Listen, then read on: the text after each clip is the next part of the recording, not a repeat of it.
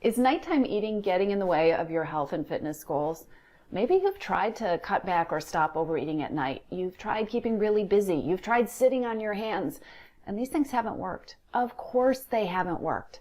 Today I'm going to cover the difference between willpower and willpower and why you're probably using the wrong approach to stop overeating at night. I'm Dr. Melissa McCreery. I'm a clinical psychologist and I specialize in helping smart, busy women break free from vicious cycles with the 3 O's: overwhelm, overload, and overeating. If you've already watched my video, Why Am I Overeating at Night?, then you're probably clearer on what's going on and why food has the pull that it does over you at this time of day. If you haven't watched the video, don't worry, I'll leave a link below. Right now, what I want you to focus on is the result that you want to achieve.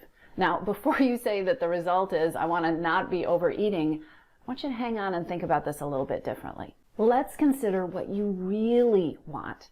Because I'm betting that when you think about it, it's not sitting on your hands and trying really hard. What you'd really like in the evening is to not want to overeat, to not feel the cravings or the urge to overeat, to feel happy and satisfied doing something else. If you're like a lot of women who have struggled with overeating, you probably have a much clearer picture of what it is that you don't want to create than what it is that you do want. Let's talk about using willpower instead of willpower. The will in willpower stands for what it looks like. And it's an essential piece of this puzzle. If you want to end nighttime eating habits, then you need to have a clear picture of what it's going to look like not to be a nighttime overeater. Instead of having a vision of what you don't want to do, what you need is a what it looks like, a vision of what you want to do or who you want to be and how you want to feel at this time of day. Here's something that's really key. It can be really tempting to create a what it looks like vision that sounds good on paper but isn't really a fit. And what do I mean by that? Well, let's say that you are somebody who works a really long day. At the end of the day, you're tired, you're out of energy, you don't have much left in you, but you'd like a nice treat. And so what you do is you create a what it looks like vision that I'm not somebody who overeats in the evening anymore. What I'm going to be is somebody who has a ton of energy and drive and focus. And in the evening, instead of overeating, I'm going to clean out the closets or I'm going to organize my kitchen. The problem with this what it looks like vision is it isn't a match for the situation you're really in. It's not a match for the reasons that you're actually wanting to overeat in the evening. The reality in the example I just shared is that she's tired. She's worked a long day and she's in need of soothing, which is one of the reasons that relaxing in front of the TV with something great to eat is so tempting and feels so good in the short term.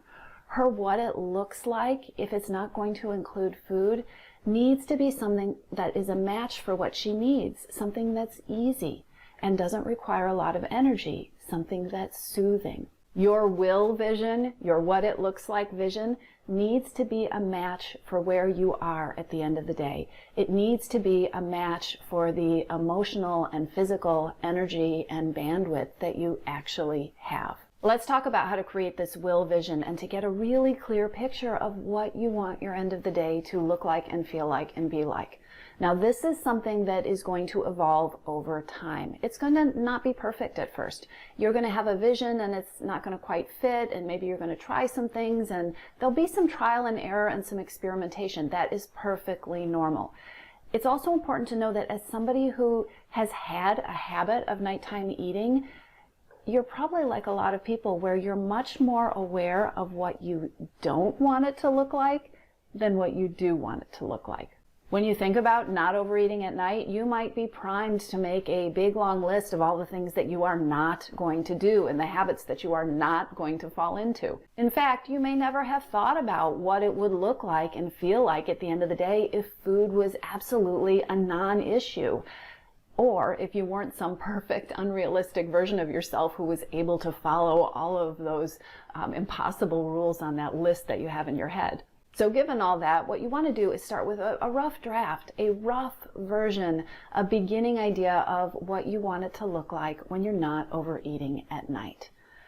Put your perfectionist and ask her to sit over there because we're not going to get it perfect. And again, that's absolutely normal. I want you to think about what you already know about what's going on at that time of day for you. What do you know about your energy level? What do you know about your ability to focus? What do you know about what's going on most of the time and the emotions that you're having, how you're feeling inside of your body? And I want you to think about what you know about anything that you're needing or craving at that time of day that isn't food. If food just didn't exist, if overeating just wasn't possible, what would be going on for you at that time of day? What would you be thinking about? What would you be feeling? What would you be desiring or craving? I want you to just give yourself permission to brainstorm. Don't worry about getting it right, and get a piece of paper and just write down everything you know about that time of day when you take the whole issue of food and eating and overeating and you just put it over here to sit with your perfectionist. So here's a bonus tip for you. If you feel completely stuck about what it would look like to feel the way you want to feel without food involved, take the opposite approach. Ask yourself what's the perfect setup for overeating at night. If you had to predict on a given day whether or not you were going to overeat that night, whether you were going to do the night eating, what are the kinds of things that line up to make it pretty much guaranteed that it's going to happen? And what are the things that happen in the evening that set you up to go down that road? Find out what you know about making the habit you don't want to have happen, and then see if there's anything that you learn from that or anything that you notice that would allow you to put together a vision of what a satisfying evening might be like that doesn't include food. An evening that helps you meet those same needs, an evening that's soothing or comforting or relaxing. As you start to put together this will vision and you start to see what you would like to have your evening look like, you're probably going to notice that there's a gap between what your evenings are like now and what you would like them to look like.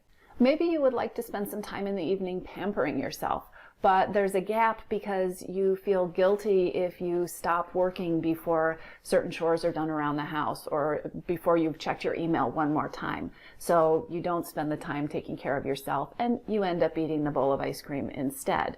Maybe your what it looks like vision is that you'd like to spend some time in the evening doing an activity that you really enjoy, quilting or doing some crafts or reviewing some travel plans that you have, but your family or your partner has a different routine or a different expectation, and so you're actually ending up spending time watching TV that you don't want to watch and feeling bored and filling in the cracks with something to eat.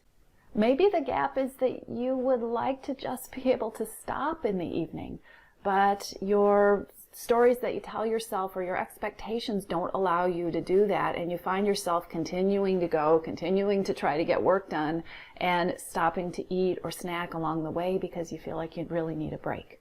Maybe you're sleep deprived. Maybe you're really tired, but you find yourself staying up late and eating because that time at night when the house is quiet is the only time for you. And so the gap between where you are now and what it looks like includes figuring out some way to get something for you earlier in the day. Here's what I want you to do. And remember, it's not going to be perfect and it's not going to be perfectly clear at this point.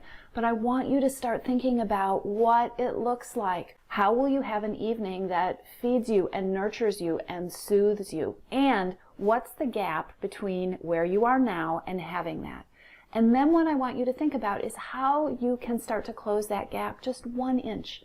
How can you get 1 inch closer to being more rested or taking more time for yourself or not ending up in the end of the day feeling like there's been nothing for you and your only reward is going to be something to eat? It all begins by working on your will vision, because when you have a will vision, you can start creating an alternative to overeating and nighttime eating instead of spending all your focus trying to have willpower that's all gone by the end of the day. This is how you end nighttime eating struggles, with willpower, not willpower. Don't overthink this. Don't get perfectionistic. Just create your initial will vision, what it will look like in the evening without food, and then take your next step. Here's the thing, freedom from overeating does not have to be the struggle that you probably think it needs to be. For more direction and tips, be sure to take the free Hidden Hungers quiz so you can get customized strategies and direction about your next best steps. And of course, subscribe to the channel and ring the bell so that you will always know when a new video is released.